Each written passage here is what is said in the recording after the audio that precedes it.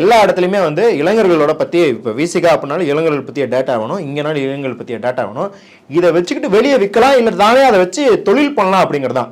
நான் உங்களுக்கு ஏற்கனவே உங்கள் இன்டர்வியூல சொல்லியிருக்கேன், இந்த தேர்தல் விவப்பாளர்களோட மண்டே எப்படி வேலை செய்யணும்னா, வாக்காளர்கள் அப்படிங்கிறவங்க குடிமக்கள் கிடையாது, அவங்க நுகர்வோர்கள். அவங்கள்ட்ட எதையாவது விற்கணும்.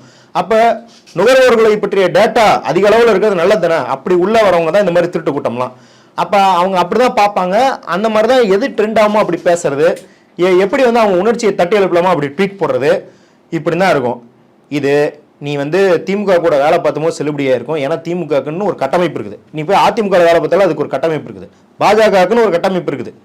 ஆனால் நீ கட்டமைப்பு இல்லாத இடத்துல இந்த கழிச்செடியெல்லாம் கொண்டாந்து போட்டுக்கிட்டு இருந்த அப்படின்னா அது வந்து உனக்கு எதிராக தான் திரும்பும் அப்படிங்கிறதான் இப்போ அந்த ஆள் பார்க்குறாரு. இப்போ அந்த மச்சான் சொல்கிறது, மச்சான் ஒன்றும் பெரிய காந்தி கிடையாது, எங்கேருந்து வந்த பாஜகலேருந்து வந்த சூப்பர்ரா அப்படின்ற மாதிரி தான்.